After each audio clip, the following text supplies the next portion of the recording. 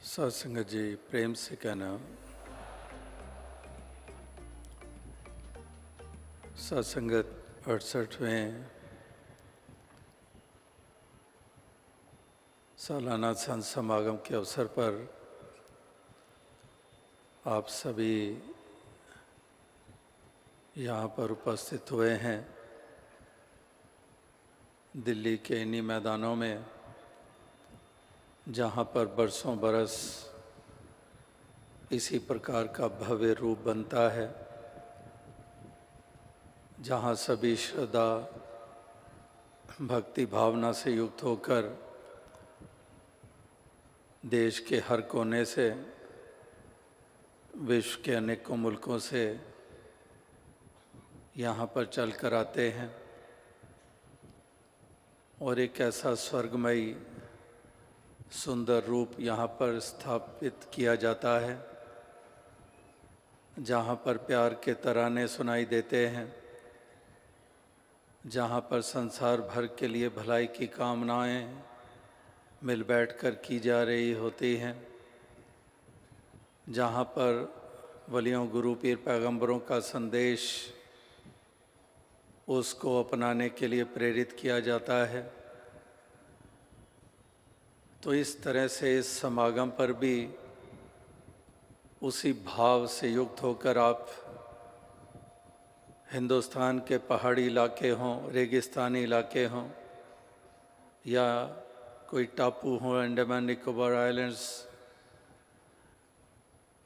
कोई भी रीजन हो हिंदुस्तान का, सभी जगहों से यहाँ पर भक्तजन पहुँचे हैं और विश्व के भी अनेकों मुल्क, चाहे नॉर्थ अमेरिका है, यूरोप है, अफ्रीका है, ऑस्ट्रेलेशियन कंट्रीज़ हैं, मिडिल ईस्ट हैं, तो सभी जगह से नुमाइंदगी हुई है इस समागम पर भी हमेशा की तरह। तो यहाँ सभी मिल बैठकर जहाँ अपनी भक्ति निभा रहे हैं, वहाँ पर ये उत्तम संदेश भी दिया जा रहा है। जो इस समागम की मुख्य थीम रखी गई है, the world without walls, bridging humanity peace by peace. This theme was adopted when a youth conference was held in Calgary, Canada in the first week of July. So that very theme has been carried forward and adapted in this Samagam too. तो ये एक दीवारों के बगैर ये संसार हो, इसकी केवल कामनाएं नहीं की जा रही भक्तों के द्वारा, ये साथ साथ याद करा रहे हैं वो पैगाम जो वलियों गुरु पीर पैगंबरों ने दिए थे। वो सारे संदेश, मैसेज, पैगाम, वो सारे के सारे दीवारों के बगैर संसार के स्थापन के रूप में ही थे। हज़रत ईसा मसीह जी ने क्या दीवारें चाही थी? नहीं। हज़रत मोहम्मद साहब ने दीवारें चाही थी? नहीं। राम जी ने दीवारें चाही थी संसार में हो जगह जगह पर इंसान और इंसान के दरमियान? नहीं चाही थी। और ना ही भगवान कृष्ण ने, ना ही श्री गुरु नानक देव जी महाराज से लेकर श्री गुरु गोविंद सिंह जी महाराज ने, किसी भी वली गुरु पीर पैगंबर ने हरगिज़ नहीं चाहा कि संसार बटा हो, ये एक फ्रेगमेंटेड हो, टुकड़ों में हो, इस तरह से टकराव हो, एक दूसरे पे जुल्म किए जाएं, एक दूसरे के प्रति नकारात्मक रवैया हो, एक दूसरे को बर्दाश्त ना किया जाए। किसी भी पैगंबर का ऐसा कहीं पर भी संदेश पढ़ने सुनने को मिलता है क्या? अगर नहीं है तो फिर उन्हीं के मानने वाले पैरोकार आखिर क्यों दीवारें खड़ी कर रहे हैं? क्यों इंसान दूसरे की भाषा और उसके पहरावे और उसकी मान्यता बर्दाश्त ना करके उन पे जुल्म किए जाते हैं? क्यों जाति पाति की दुहाई देकर एक दूसरे को निचोड़ा जाता है, एक दूसरे पे जुल्म किए जाते हैं, एक दूसरे को नफ़रत की निगाह से देखा जाता है और उसी अनुसार व्यवहार किया जाता है। तो एक कैसी विडंबना है कि एक तरफ उन्हीं गुरु पीर पैगंबरों के प्रति आस्था जताई जाती है और तमाम सोच और ख्याल और उसूल वो बना लिए जाते हैं जो बिल्कुल ही उनके विपरीत होते हैं, जो किसी पैगंबर की शिक्षा के अनुसार नहीं है। और फिर भी एक दावे किए जाते हैं कि वो सच्चे मायने में धार्मिक हैं, वो सच्चे मायनों में इबादत करने वाले हैं, वो प्रस्तिश और बंदगी करने वाले हैं। तो इस तरह से ऐसे दावे ये इंसान करता चला आ रहा है। दशक या सदियां बीती चली जा रही हैं। इंसान की ये नफ़रत वाली भावना डाइल्यूट होने की बजाय ये और ज़्यादा तीव्र रूप और ऐसा घिनौना रूप धारण करती चली जा रही है। 21वीं सदी में पहुंच गए जहां पर ये सोचा गया कि बहुत एजुकेशन, बहुत डेवलपमेंट, बहुत अवेयरनेस, इसके कारण इंसान की सोच में बदलाव आएगा, वो रियलिस्टिक होगा, वो रैशनल होगा। तो किसी लिहाज से भी, ना गुरु पीर पैगंबरों की शिक्षाओं के लिहाज से और ना ही इस प्रगति के बावजूद, इस एजुकेशन के बावजूद इंसान का म्यार गिरावट की ओर ही नज़र आता है। इसीलिए हम इस मुल्क में भी देखते हैं कि मुद्दे बनाकर दंगे फसाद, एक दूसरे के प्रति घृणा और नफ़रत के बीज बोकर इस तरह से एक लहूलुहान धरती को किया जाता है। और विश्व में भी देखते हैं कि यही कुछ हो रहा है। अभी 24 घंटे भी नहीं हुए, सभी ने न्यूज़ सुनी होगी, पेरिस में किस तरह से एक नरसंहार किया गया। तो ये केवल एक मुल्क की बात नहीं है, ये जगह जगह के ऊपर इस तरह की नफ़रत की आग में जलने और जलाने वाले ये हमें नज़र आते हैं। तो आज जो संदेश दिया जा रहा है इस समागम पे, और जो संतों भक्तों का संदेश सदैव रहा है, वो यही रहा है कि हम तज दें ये नफ़रत के भाव। जैसे शायर ने कहा है, नफ़रत का भाव ज्यों ज्यों कम होता चला गया, मैं त्यों त्यों इंसान होता चला गया। कि ज्यों ज्यों नफ़रत का भाव कम हुआ, मेरी सच्ची मायनों में इंसान होने वाली पहचान बनती चली गई। जब तक ये नफ़रत का भाव था, मैंने इंसान होने वाले अपनी पहचान ही खो दी थी। इसीलिए मुझे ही शैतान और हैवान कहा जा रहा था।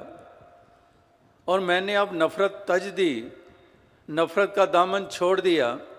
अब मैं सही मायनों में प्रभु परमात्मा की वो उत्तम रचना के रूप में अब मेरा वो असल रूप सामने आया है। अब मेरी इंसान होने की पहचान बन गई है। अब सही मायनों में मैं सच्चा धार्मिक हुआ हूँ। उससे पहले मैंने धर्म का ही आधार लेकर हैवानियत और शैतानियत वाली चाल चली, लेकिन अब मेरी चाल मानवता वाली है। अब सही मायनों में सच्चे धार्मिक होने वाली पहचान मैंने बनाई है। तो इसलिए नफ़रतों का दामन छोड़ना और प्यार का दामन थामना, प्यार से अपने जीवन को सजाना, प्यार से इस जहान को संवारना, ये वास्तविकता में इसी को ही जागरूकता कहा जाता है, इसी को ही समझदारी कहा जाता है, इसी को ही ट्रू रिलीजन कहा जाता है, इसी को ही इंसानियत कहा जाता है। तो इसलिए यहाँ पर आज इसी पे आधारित भक्तजन ये संदेश, ये दिए चले जा रहे हैं कि हे इंसानों ज़रा गौर करो। आज भी आपने बहुत उत्तम भाव श्रवण किए। जब से ये सत्संग चल रहा है, दोपहर बाद से ही यहाँ पर उत्तम वचन श्रवण करने को मिले हैं अनेकों भाषाओं में, और बच्चों, जवानों, बुजुर्गों की ज़ुबान से। और लगातार यहाँ पर इसी एक भाव को और मजबूती दी जा रही है, इसी का ही बयान दिया जा रहा है कि हर इंसान, हर मानव इस ओर अग्रसर हो। समय की रफ्तार अपनी है, समय हाथों से निकलता जा रहा है, ये किसी के लिए रुका नहीं है। इंसान ही कहीं ना कहीं इसकी यात्रा रुक जाती है, समय अपनी रफ्तार से चलता चले जाता है। तो इसलिए महापुरुष कहते हैं कि समय रहते हुए इंसान तो अपने मुख को उस ओर कर ले, समय रहते हुए ही जागरूकता को प्राप्त कर ले, समय ही रहते हुए तो इस गफलत की नींद से उठ जा, समय रहते हुए ही तो अपनी सोच और भावनाओं को वो उड़ान दे दे, वो ऊंची उड़ान। उस कीचड़ में जो तो धंसा हुआ है, उससे इन श्वासों के होते हुए उभर जा। ये बोझ जो उठाए चल रहा है, इन श्वासों के होते हुए इस बोझ को उतार दे। बोझ तेरी आत्मा भी उठा रही है, जन्मों जन्मों के बोझ। और इस जीवन काल में भी तू कितने प्रकार के ये बोझ ही हैं। वैर कह लें, ईर्ष्या कह लें, लोभ लालच कह लें, घृणा कह लें, ईर्ष्या हवस कह लें, ये सारे बोझ ही हैं, उठाए फिर रहा है। तो इसको अपने सर से, इस गठड़ी को उतारने की ज़रूरत है, इससे निजात पाने की ज़रूरत है। और अगर प्यार की बात करें, प्यार को अपनाने की बात करें, तो प्यार बोझल नहीं है, नफ़रत बोझल है। तो इसलिए प्यार को ही तू इकट्ठा कर, प्यार से ही युक्त हो और प्यार ही बांटता चला जा, प्यार की दौलत देता चला जा। और ये सच्चे प्यार वाले, सच्चे इश्क वाले, जो इस नाम के रंग में रंगे होते हैं, जो इस सच का बोध हासिल कर लेते हैं, वो कभी भी नफ़रत का भाव मन में लाते नहीं हैं। वो हर उस दीवार को गिराते चले जाते हैं। जैसे अंग्रेजी में किसी ने कहा है कि लव रिकग्नाइजेस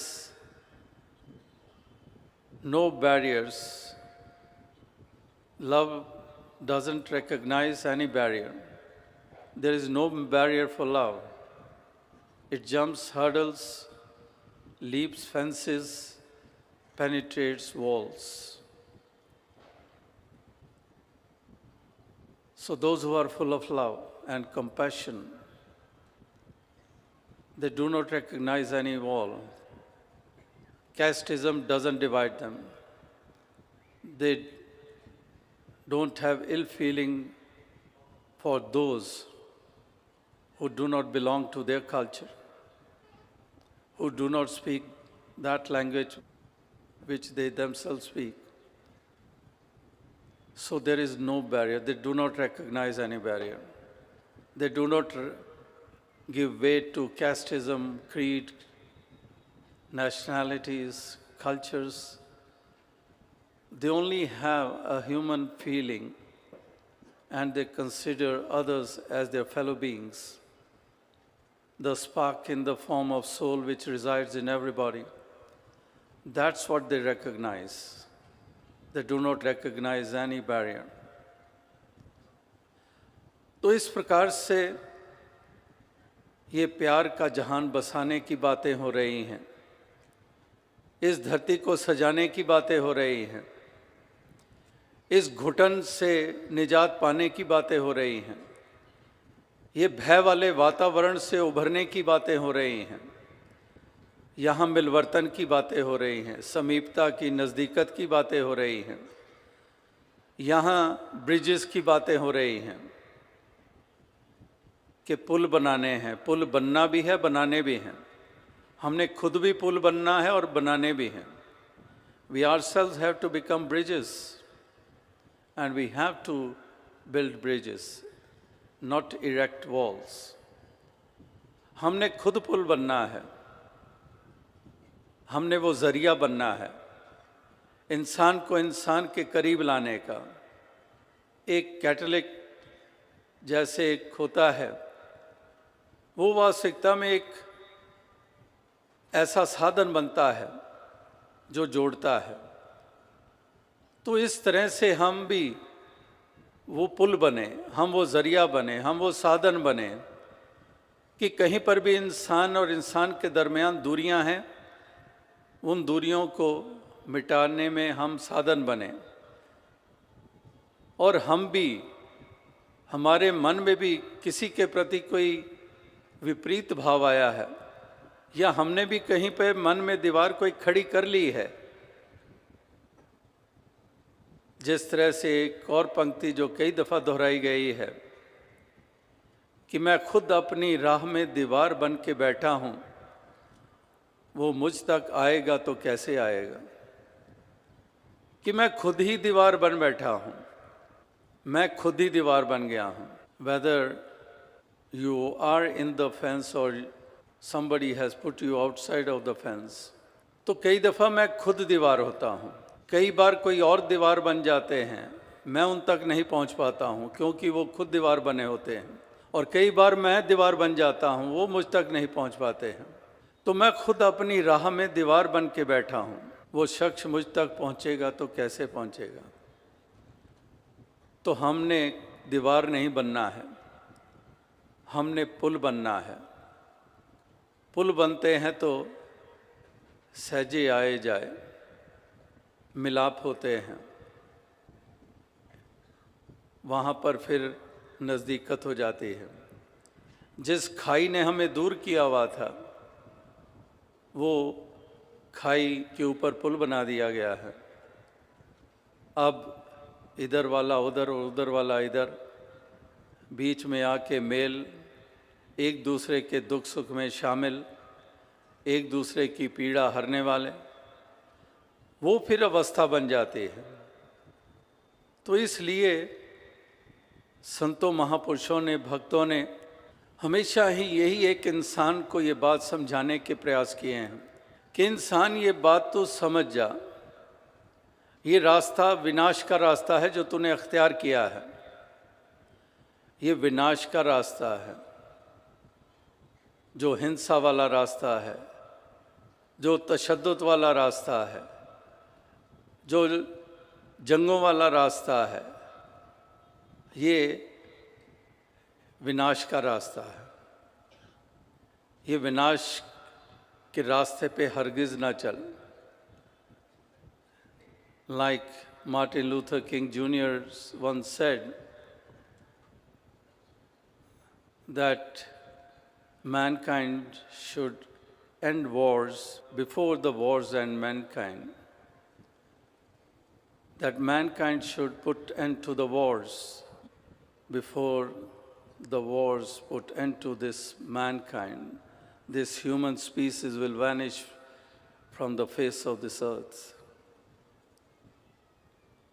तो इस प्रकार से ये विनाश का रास्ता जो अख्तियार किया गया है, इंसान इस बात को समझ नहीं रहा है। ये नहीं समझ रहा कि दरअसल ये उसी डाली को काट रहा है जिस पे बैठा हुआ है। अरे ओ जलाने वाले, वो तेरा ही था नशेमन, जिसे तूने फूंक डाला मेरा आशियाँ समझकर।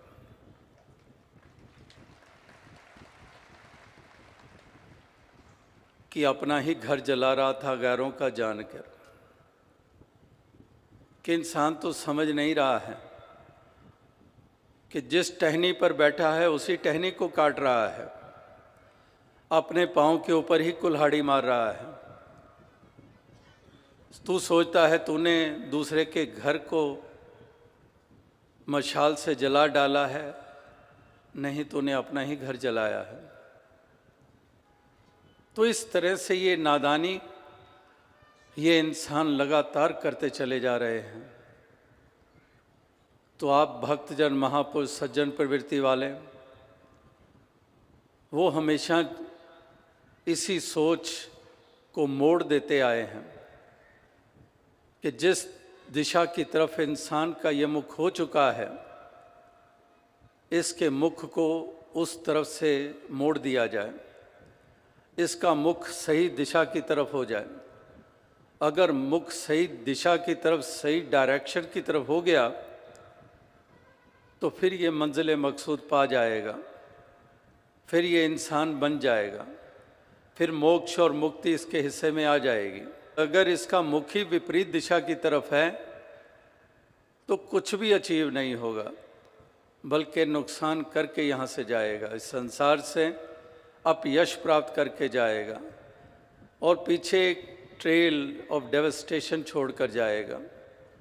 कोसते रहेंगे सारे उसको जो अब चाहे नहीं रहा, लेकिन जो कर गुजर गया यहाँ से, वो उसको याद करके भी बेचैनी होती है। तो ऐसी ट्रेल इंसान ना छोड़ के जा, ऐसे कदमों के निशान इस धरती पे छोड़ के जा जो निशानों की पूजा हो, कि वाकई ही ऐसे कदम धरे गए हैं जो भलाई करते हुए धरे गए हैं, जो नेकी करते हुए धरे कदम इस धरती पे धरे गए हैं। एक एक कदम जो धरा गया है इस धरती पे, each step which was taken was for benefits of mankind, for others. That sort of steps we have to take in our lives. तो ऐसे कदम उठाए जाएं। अक्सर हम ये पंक्ति सुनते रहते हैं कि ये कदम उठाने होंगे, तो ये कदम उठाने होंगे, सही मायनों में उठाने होंगे। अगर हम चाहते हैं कि ये देश क्या, ये विश्व क्या, ये ऊंचाइयों को छुए, कि चारों तरफ राहत की सांस ले जा सके, तो वाकई ये कदम उठाने होंगे।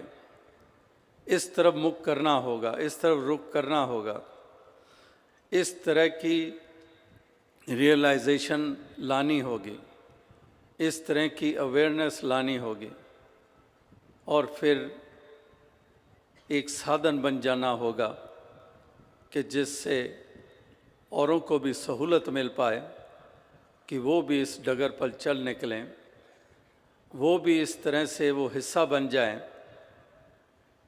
उस कारवां का, जो कारवां जिधर से भी गुज़रता है वो गुलजार खिला देता है, उस कारवां का हिस्सा बन जाए।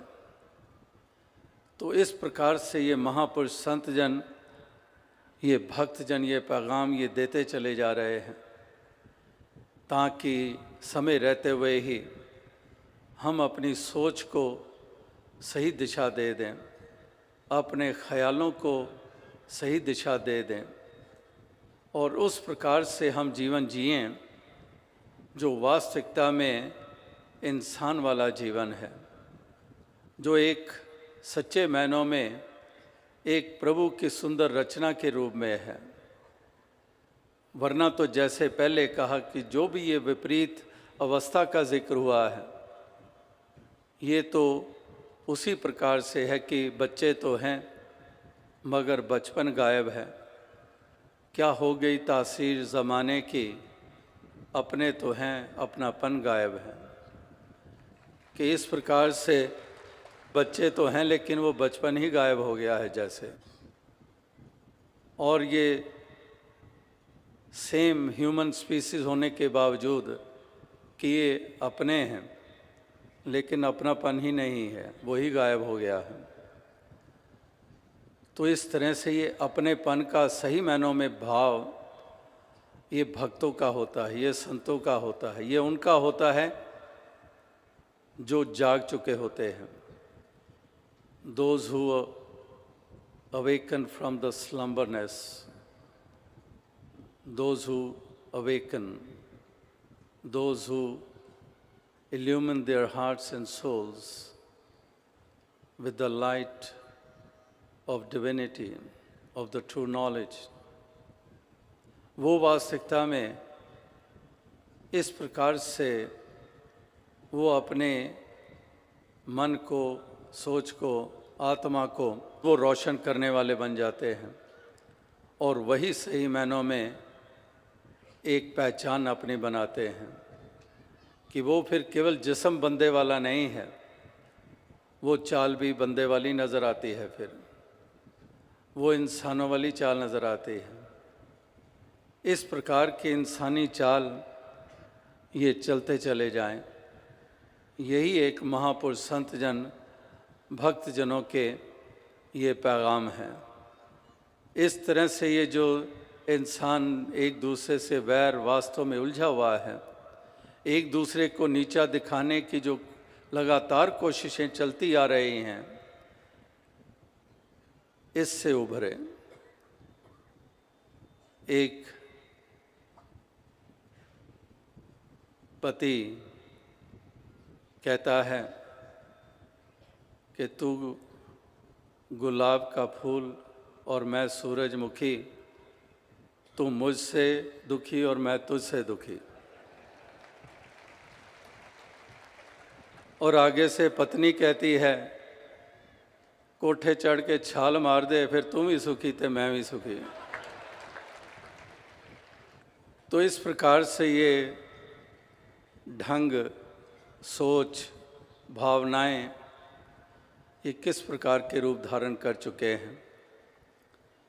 तो आओ साथ संगत, यही अरदास, यही प्रार्थना है कि दातार कृपा करे, सबको सुमति दे, सबको जागरूकता दे, ताकि जो आपसे उम्मीद की जा रही है आप भी उसी तरह से उस रास्ते पे चलते चले जाएं, जैसे भक्तों महापुरुषों ने जिक्र किया। वाकई इस सोच की ज़रूरत है, ऐसी एक प्रिंसिपल्स की ज़रूरत है, ऐसे मानवता की सेवा जिस तरह से की जाती है, जो मिशन जहाँ पर आध्यात्मिक पहलू मजबूत करने में लगा हुआ है, दीवारों को गिराने में लगा हुआ है, वहाँ पर समाज की सेवा भी आप जानते ही हैं कि कितने सोशल सर्विसेज अडेप्ट किए गए हैं और उसी लड़ी में और भी कितने सहयोग मिले हैं। Like we are seeing for last few years the team of chiropractors, doctors who travel from far and wide and so much efforts they make here to relieve others of their pains. So mission is doing so many social services and we are getting cooperation from so many other quarters, which is always welcome and is to be appreciated.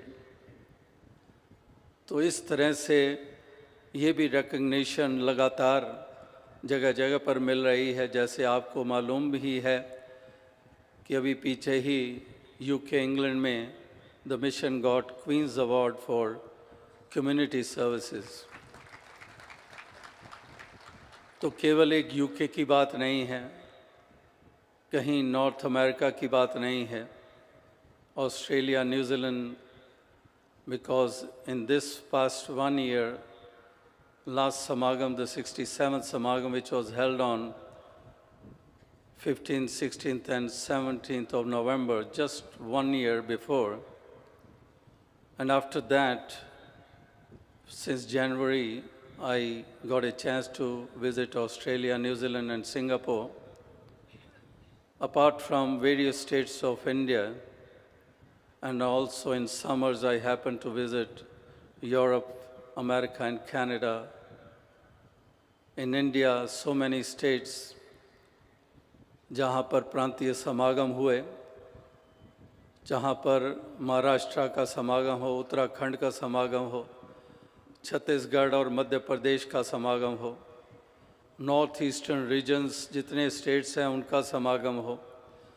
इसके अलावा जो यात्राएं उत्तर प्रदेश की हों या फिर हरियाणा की हो, पंजाब की हो, हिमाचल प्रदेश की हो, कितने कितने अन्य प्रांतों में भी जाने के मौके मिले और सभी जगहों के ऊपर यही देखने को मिला कि जहाँ पर भक्तजन ये मानवता और इंसानियत को मजबूत करने में अपने योगदान दे रहे हैं, वहाँ पर ये समाज की, देश की सेवाएं भी करते चले जा रहे हैं।